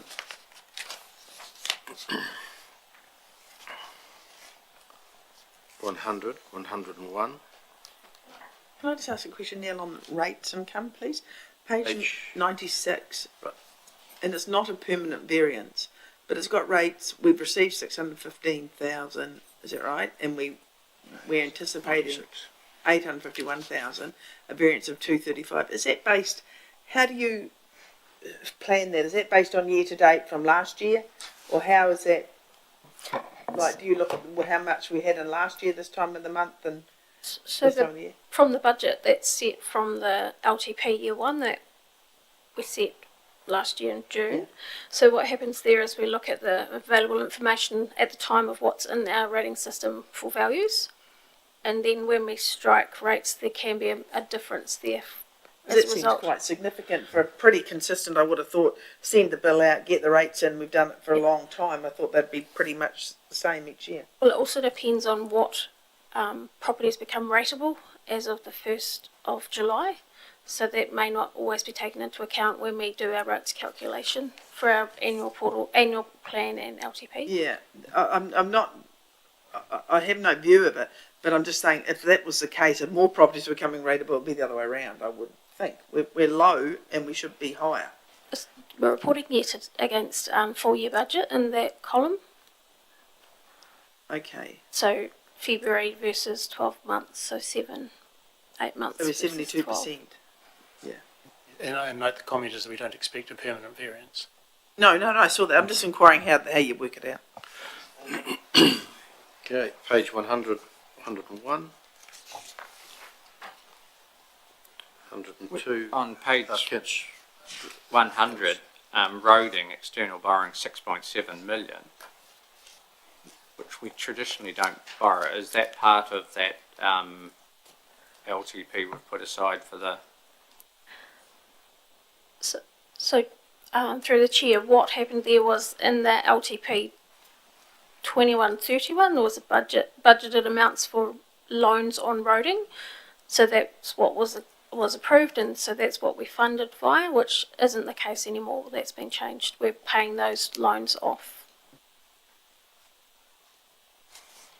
Councillor Lovett. Just going to the rate debtors, just a question I had thought. You've got all these organisations, there's several of them out there now, the common, with, dealing with common law and stuff. Have we got many residents that aren't paying rates and putting it down to that, or, and how do you deal with that? We have got a debt collection policy, which is very active at the moment, trying to get the unpaid rates through. So we deal with that through a policy, and then if we can't collect, it goes through a debt collection agency. Right. Councillor Lovett. No. Councillor Cameron. Thank you, Neil. When did we discuss loans on roading? I thought that was out of operations. I didn't realise it was out of loan funded. So there was loans budgeted in the 21-31 LTP, okay. And that's what we use as a guide for funding. So there was a period of time where there were loans raised for the capital expenditure, But from, okay. yeah, and in the annual It's plan CapEx, 22-23, that was changed to be no funding of capital expenditure via loans. It's around the time of flooding as well, if you remember. Thank you. Page 103. No further questions. Give us, someone move that we receive the February 2025 financial report. Councillor move. McMillan, Councillor Cameron. All in favour, please say aye. Carried. Thank you. Item number 13, page 104. And we've got the Mayor's report. 13.2, Super Local 25 Conference, which will be held in Christchurch this year in July. The Chief Executive, the Mayor, will be going, and there's 3 vacancies there for councillors to go. I've had indication from Alice and Bram that they would like to attend. Is there a third? Councillor McMillan indicated that she would if no one else wanted to. We put Councillor McMillan down as well. There's a recommendation there. Would someone like to move it? Councillor Todd, Councillor Lovett, all in favour, please say aye. Carried, thank you. Those 3 names are appointed. Conference remits. At that AGM, we have the opportunity to put in remits if we wish. If there's any topics we think that we'd like LGNZ to battle for on our behalf. No, not necessarily to do it now, but just think about if there is, and we can do that. Councillor Wilson. It's topical. We've just discussed the Three Waters, where we head with that. If Three Waters come out of the council, it'd affect our ability to charge a UAGC. So has there been any thought put to putting remits through to that, as opposed to, because it affects effectively how we fund our council and how the rate burden falls. And if we choose to have it outside council or inside council, that affects how the rate burden falls on our different classes of ratepayers. So has there been work done by LGC on that, or are they ignoring it? Would the basis, not that I'm aware of, no. If we were to have a remit, we would need a particular proposition. Would the tenor of that comment mean that you would propose a remit increasing the 30% threshold to accommodate that situation? Is that how that remit would end up? Yes, that would be what I'd be proposing. I think it gives us the tools to manage how our rate burden or different district councils around the country could manage the way it falls, rather than just be locked into a unusual situation. Because we talk about how we don't have the tools to charge our rates, and that would be one way we could change the tools.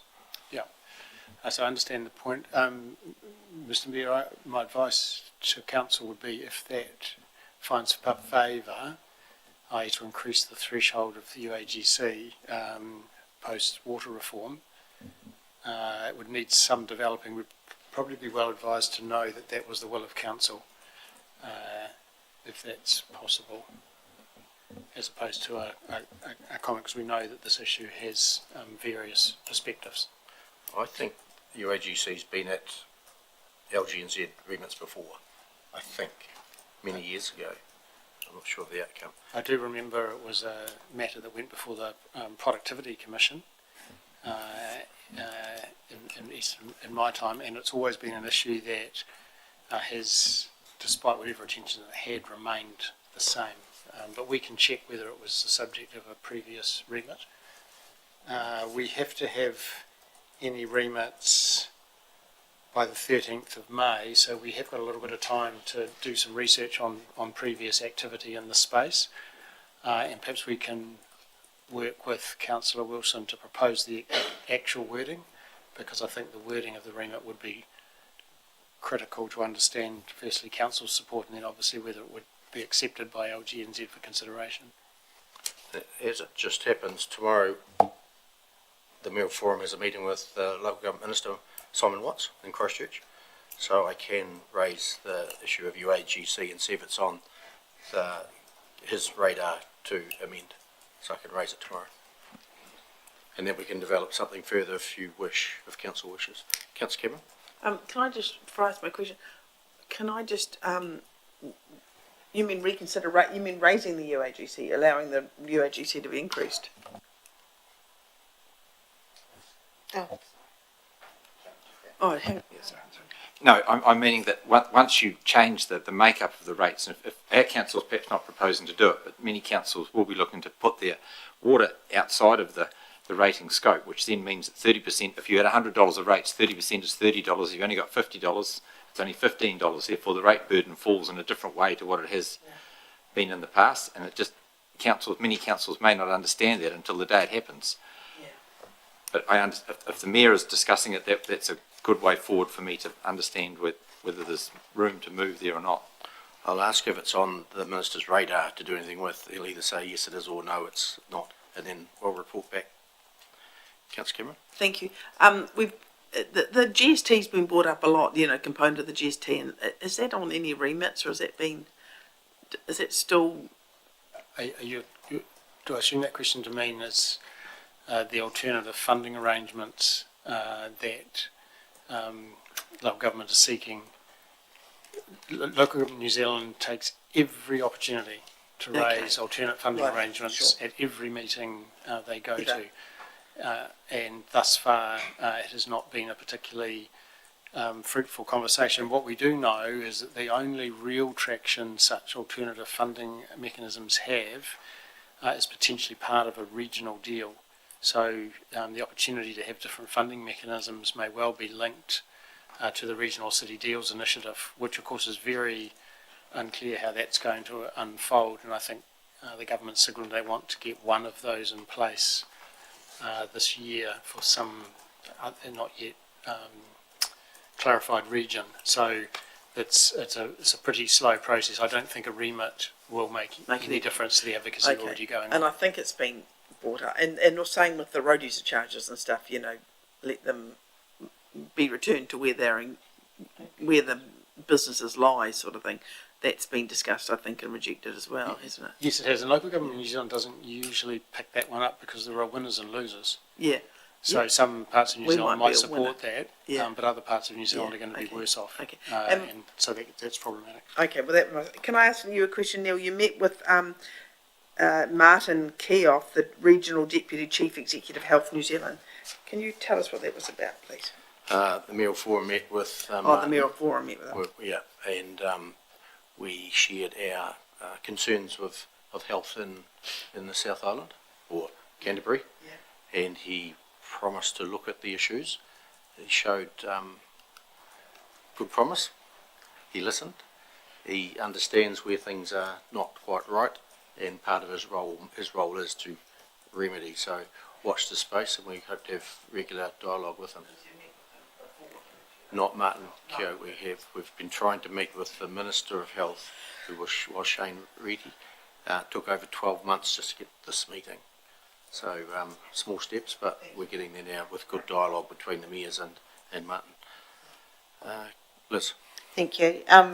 Back to the remits. Does LGNZ produce anything on previous remits and what's happened to them in the past? Because I mean, last year we did the driver licensing remit, and I know that got forwarded to Mayor's Task Force for Jobs to kind of look at it, and I give them a wee update on how Ashburton's doing every time we meet. But it would be quite helpful if our GNZ would produce something to say these are the remits that have gone through each year. This is an update on them. And I know we've got the 4-year term which Nick Smith is looking at, so there is a bit of work happening. Yeah, it has been raised that they report back, and I think they did last year at the AGM, reported on the remits of the so last only year. at the AGM they report. Pretty much, I think. Got it. But in the interim, if you contacted the President, Sam Borton, if you wanted an update, you're more than welcome to. You'll have his email. Phil. Thank you. Just had a couple of questions from your diary, Mr. Mayor. I see we've got a new Tuia representative, Taylor Argyle. Did we know about that? Possibly, but you will get Taylor, what's the last name? Argyle. Argyle, yeah. Yeah, she's been on her first wānanga just this weekend been, so she's involved in the program, and she's going to come to council and present to us at some time soon, so you'll get to meet and greet her. Awesome. Cool. And our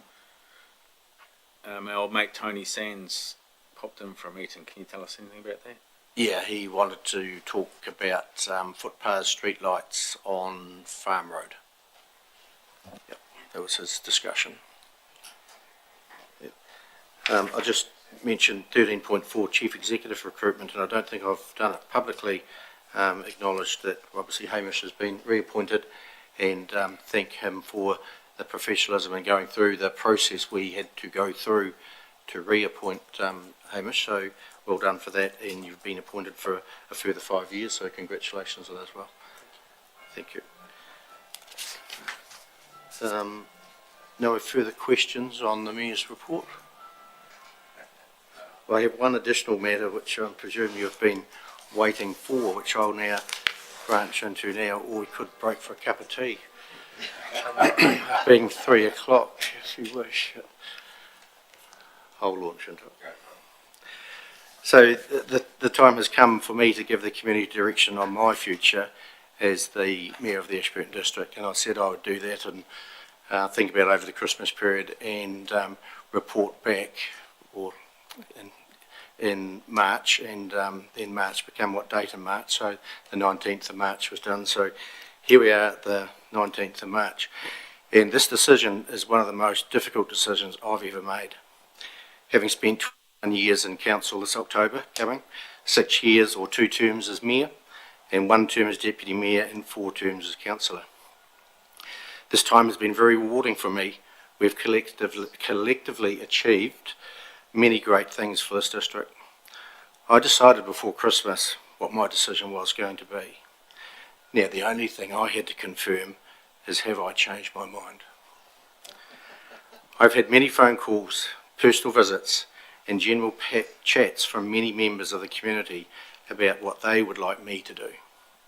And that was support for me to stand again for the mayor at this year's election. I valued this advice and support from these numerous peoples. It is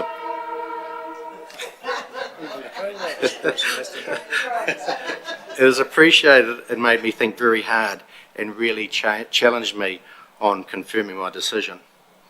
On reflection, my time here, there is one number that keeps reoccurring, and that is the number 3. We have a 3-year term. On my time here, I've served with 3 mayors, being Mayors O'Malley, Mackay and Favour. 3 deputy mayors, being Deputy Mayor Ledley, Nelson and McMillan.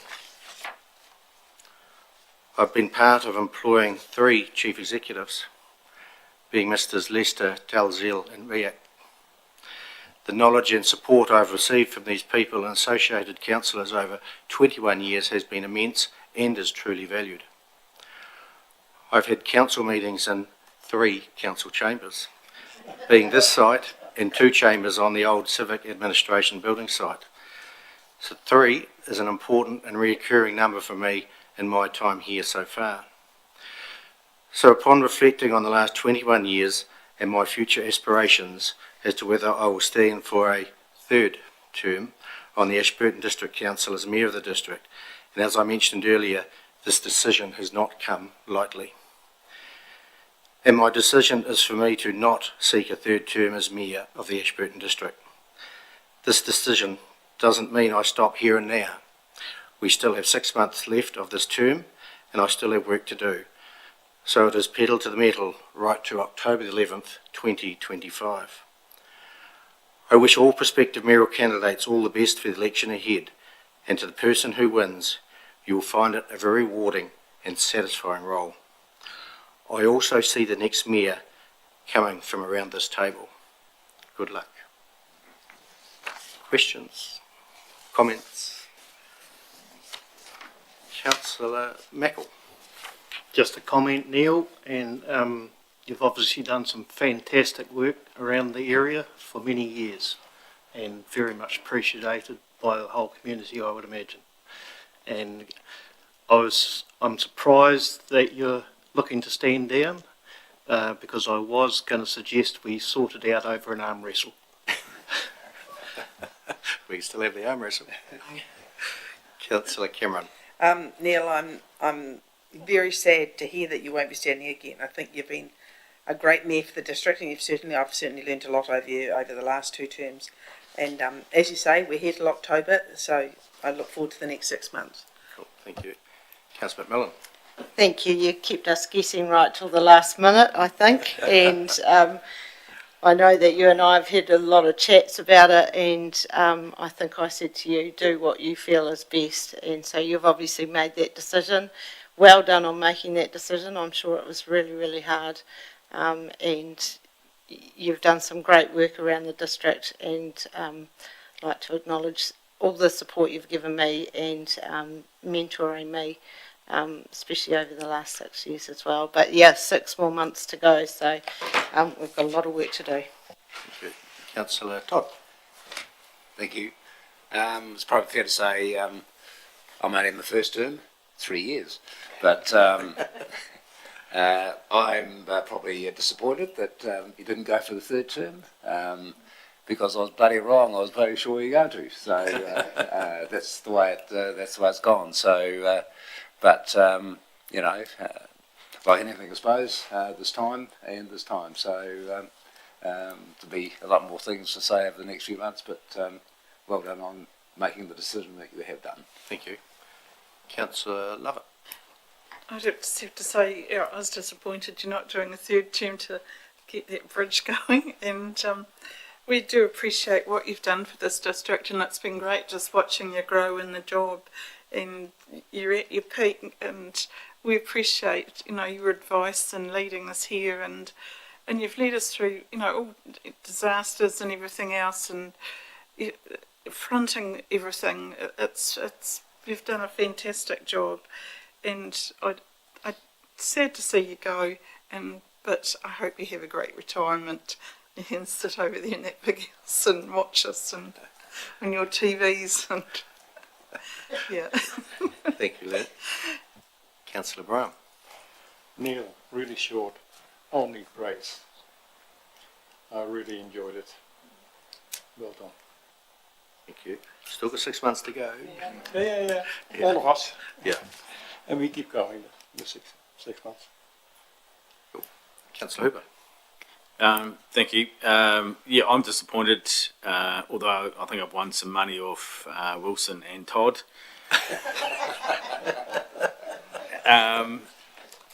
As a newbie, it's nice to look to my left and rely on all that experience at the head of the table and some wise words. It's very comforting from my point of view. But yep, I dare say you've got friends and family who are travelling and doing a whole lot of stuff that you could be doing instead of spending hours and hours and hours in that office and in this chamber. So enjoy that after October. But yep, a lot of experience walking out the door, and yep, I'm sad about that. Thank you. Councillor Wilson. Neil, I'd like to thank you for your mentorship starting in the role in council, and also your inclusive nature of governance, where we all get to say a piece and no one feels it's been shut down or left out. We wish you all the best in retirement. As a supporter, that does let the games begin, is the word, isn't it? Once the incumbent steps down, it leaves the field wide open. So, interesting decision. Thank you. Councillor Ellis. Thank you. That number 3 is weird, isn't it? It's my 3rd term of council. I've also served under 3 mayors, 3 chief executives. It's quite bizarre. But in your time on council, there's been some big projects happened. You know, we've had a EA Network Stadium, we've had a new art gallery, we've had this new building, we've got a bridge coming. You know, there's been some big things done in the time you've been on council. So, yeah, I just want to thank you for all the work you've done over all those years. And, yeah, so just thank you. Thank you for those kind words. And there's one thing about it, there's no I in team. I didn't do it all myself. There was a team behind we get there. So, yeah, I'll still be local in 6 months' time. And, yeah, thanks for all those kind words. So, recommendation there that we receive the Mayor's report. I'll move. Councillor Cameron seconded. All in favour, please say aye. Against, carried. Thank you. Well, that takes us to the end of the open part of meeting. We'll move into committee, then we'll break for a cup of tea. Someone like to move that we move into committee? Councillor Lovett, Councillor Todd. All in favour, please say aye. Against, carried. Thank you. We'll break now for a cup of tea.